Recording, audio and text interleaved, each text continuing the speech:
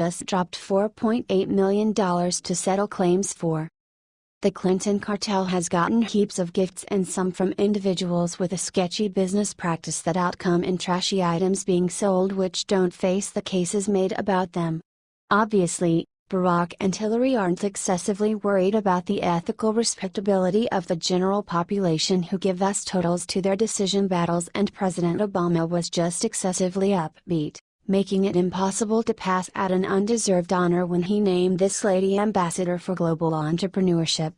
The lady, Elizabeth Holmes, who is the CEO of Theranos, a well-being tech organization situated in the Silicon Valley, is currently settling purchaser extortion cases to the tune of about $4.8 million for misrepresenting the accuracy of a blood testing device she marketed, which neglected to execute as guaranteed. According to the Washington Free Beacon, Elizabeth Holmes, a Clinton donor who was named Ambassador for Global Entrepreneurship under former President Barack Obama, settled with the state of Arizona for $4.8 million over consumer fraud claims.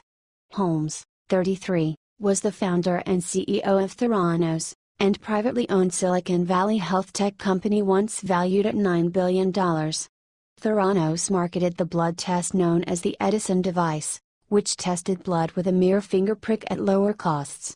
The blood test device ended up being inaccurate, leading Theranos and Holmes to click the books to hide the floor test.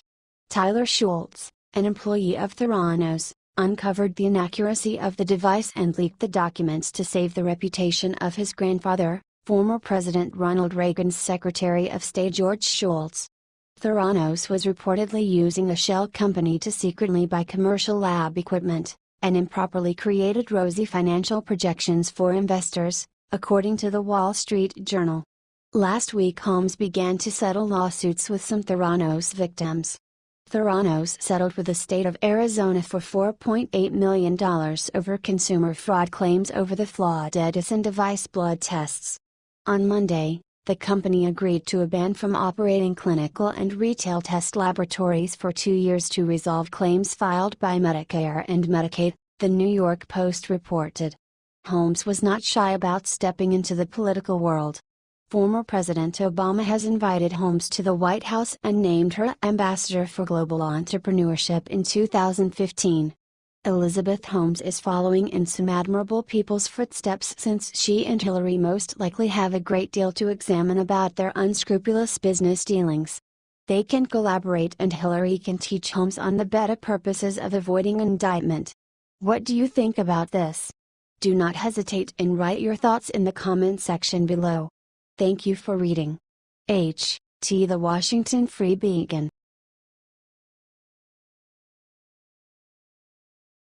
Shocking. He is caught sneaking back into the U.S. setting up a secret, private meeting in Washington, D.C. with Nancy Pelosi too. It's evident that individuals, for example, the Clintons, have nearly nothing if any life outside of governmental issues. They give the feeling that they trust they were reproduced for ruling over others, and when they are deprived of the chance to do as such, they are lost. Maybe they don't accept there are any others as meriting power as are they.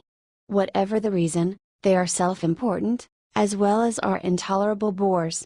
Try not to look now, however, a portion of the old pack that was turned out of office because of the November decision, and additionally a couple of who stick to control frantically, are back for a social affair in Washington, D.C. Our republic is never sheltered when these individuals are getting and conjuring together what naughtiness they can do to the Constitution and the opportunities we appreciate. Mr. Obama is back in D.C. with plans to hold a private meeting for different agents featuring Eric Holder and Nancy Pelosi at a private home. Unmistakably, he has no goal of blurring from the political scene, paying little respect to how demolished his legacy has progressed toward becoming. Most likely rankled with what President Trump has done to that legacy, we can make sure that he has a plan to harm his successor to the best degree conceivable. So, it's somewhat fascinating how this was revealed. Barack Obama was caught sneaking back into the United States via Alaska, and he is hellbent on getting to Washington, D.C., for a secret meeting that was just uncovered. Reports have confirmed that Eric Holder, the former lawless Attorney General, needs Obama at this clandestine meeting, and it's all about President Donald Trump. That is all extremely unusual, and asks various inquiries. However, the primary one is, what is the reason for this meeting? Obama made a big mistake of trying to sneak back into the United States by way of Alaska, where a woman thrust her baby into his arms, and she snapped a pic. That pic made it to the internet and alerted the Trump camp that Obama was coming back, and now, they know why. We don't know about such an excess of sneaking back routine since venturing out to his home in Washington, D.C. appears an extremely unremarkable occasion. Be that as it may, this still remains an exceptional story, and we've come this far, so we'll chomp. What's this about? Since the jig was up, Obama's people went to CNN to make an announcement. Obama will head the fundraiser for the National Democratic Redistricting Committee, NDRC, at a private home in Washington that will also be attended by House Minority Leader Nancy Pelosi, D. California, and will be hosted by former Attorney General Eric Holder, CNN reported Monday. Notwithstanding the charged explanations behind Mr. Obama's clearly meandering course in getting to Washington, D.C., what's the major ordeal? After further investigation, it is quite a big deal. In fact, this blown secret meeting is the beginning of the former Obama administration's plot to defeat Trump in 2020. The National Democratic Redistricting Committee, NDRC, is what Obama confessed in the past is his main focus, his number one priority. In October 2016, Obama identified the NDRC as its primary political focus following his final term in office.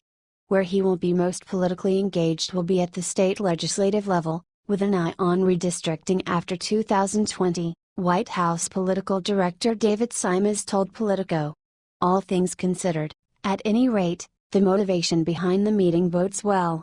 The thought is to play with the limits in the states, keeping in mind the end goal to get the right blend of voters in each area so as to prevent President Trump from winning in the Electoral College in 2020. Gerrymandering is the term. For the humor, we can read the propaganda released by an Obama spokesman: restoring fairness to our democracy by advocating for fairer, more inclusive district maps around the country is a priority for, now former, President Obama, said Kevin Lewis, a spokesman for the former president. According to CNN, the event marks Obama's first foray into politics since departing the White House on January 20. None of this comes as any shock to President Trump or his group. Indeed, they would need to be express political bozos not to expect this. Also, if Donald Trump is as proactive as he has turned out to be, he as of now has his kin taking a shot at this. Mr. Obama has a gigantic measured sense of self, so obviously, he will endeavor to accomplish an overwhelming picture. This is not to state he is without impact or ought to be disregarded. Yet, how about we not freeze right now? All things considered, Barack battled to beat Donald Trump, and look where we're at now. What do you think about this? Do not hesitate and write your thoughts in the comment section below. Thank you for reading. Mad World News.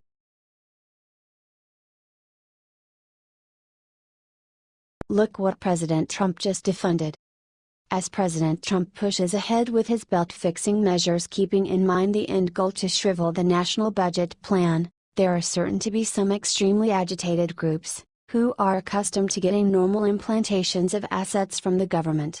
The vast majority of them are Islamic associations professedly devoted to keeping youthful Muslims from getting radicalized and getting to be jihadis. Actually, President Trump is doubtful about the viability of such projects. Not only did Trump cancel the traditional iftar dinner hosted at the White House to stamp the finish of the Islamic celebration of Ramadan, he has instructed the Department of Homeland Security to quit financing Islamic associations that Trump funded weren't holding their end of the understanding. Via Breitbart, administration officials have eliminated 2016 plans to fund Islamic groups allied to former President Barack Obama and declined to schedule a 2017 Islamic iftar dinner where those groups were able to show their political influence to the ambassadors of wealthy Islamic countries. The turnaround was made public on Friday when the Department of Homeland Security announced a revised list of organizations that receive DHS funds to help prevent young Muslims from becoming jihadis. The new list was replaced by the Obama list announced on January 13, 2017, and it dropped a $800,000 grant for an Islamic seminary in Los Angeles, and a $393,000 grant for a related organization, the Muslim Public Affairs Council Foundation. The foundation is a spin-off of the DC-based Muslim Public Affairs Council, whose leaders were frequent advisors to Obama and his deputies, where they lobbied for a national strategy of letting semi-segregated Islamic political communities and groups, but not the FBI, play the leading role in the fight against Islamic terrorism. Secretary Kelly's reasoning is sound. Kelly explained his new pro-integration strategy in a June 22 event held in Congress, where he acknowledged that Islamic terrorists are acting for the sincere religious reasons, saying, "They are out there doing what they think is their religion and think it is what they should do. What I have chosen to do is to take what little money I have in this regard and give it to what I consider to be the time-proven things, law enforcement from an outreach point of view and communities developing relationships. So that there is an open line of communication so they know if they see this, advocacy or preparation for violence, happening in the home or they see it happening, that is to say, the move towards radicalism, or they see it happening in the churches or mosques. They know to call someone before that person typically crosses the line." Probably, President Trump needs to evacuate any government financial help that possibly savage Islamic groups are getting under the appearance of counteracting savagery. Furthermore, we've seen a lot of those. How frequently do we know about FBI attacks on Muslim mosques that are loaded with immense weapon stores? Trump is exhibiting that he has each goal of bringing back America's greatness if the furious left will simply give him the open door. That implies taking out dangers to American power and security that Obama permitted to develop amid his organization. Trump will require each ounce of our help to finish that. What do you think about this? Do not hesitate and write your thoughts in the comment section below. Thank you for reading. H. T. Briette Bart.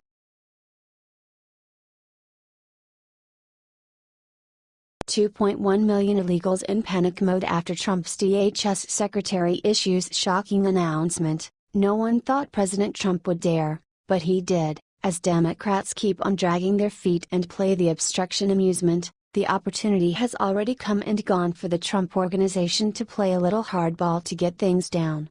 Department of Homeland Security Secretary John Kelly has done quite recently that by informing individuals from Congress that the organization won't be twisting around in reverse to safeguard President Barack Obama's 2012 Deferred Action for Childhood Arrivals amnesty program from lawful difficulties. Kelly dropped that news on individuals from the Democrat Congressional Hispanic Caucus, and he has only a straightforward demand for them to ensure the bill survives. To put it plainly, Kelly needs individuals from Congress to begin getting it done on an immigration bill that bodes well. Conservative Tribune has the scoop. Speaking in a closed-door meeting with members of the predominantly Democrat Congressional Hispanic Caucus, Kelly informed them that if they wanted to ensure the amnesty program survived, they would have to engage with the Republicans in a bipartisan bill of immigration bill to protect illegals legally. That appears like a genuinely basic demand. However, you can make certain that blood is bubbling on the left because of the firm position. That has a tendency to happen when the temperature gets swung up to awkward levels. Response to the news has been blended, without a doubt. This is what he's told by different attorneys, that if it goes to court it might not survive, DHS spokesman David LePan said about Kelly's remarks. If the Congress does not pass a bill protecting the program, they are leaving it in the hands of the courts to make a decision. It was just too much for a visibly shaken Illinois Representative Luis Gutierrez, who dramatically declared in both English and Spanish of the Attorney General, "Jeff Sessions will say, deport them." If you will count on Jeff Sessions to save DACA, then DACA is finished. Democrats will without a doubt contort Kelly's basic demand utilizing their protected fear-mongering strategies. In view of late examples of conduct from the party, it's protected to state that they'll exaggerate their hand once more. Ideally, the Trump Organization will keep on applying pressure on Democratic leaders to really begin completing things. As the obstructionists in Congress keep on acting like petulant children, the ideal opportunity for getting along is finished. What do you think about this? Do not hesitate and write your thoughts in the comment section below. Thank you for reading. H.T. Conservative Tribune.